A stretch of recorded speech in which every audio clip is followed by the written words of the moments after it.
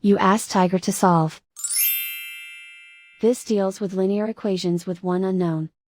The final result is x equals negative 52 over 15.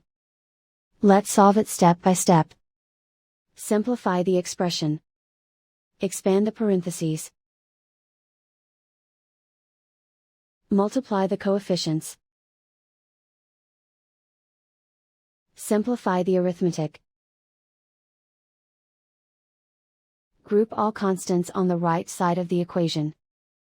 Subtract 40 from both sides. Simplify the arithmetic.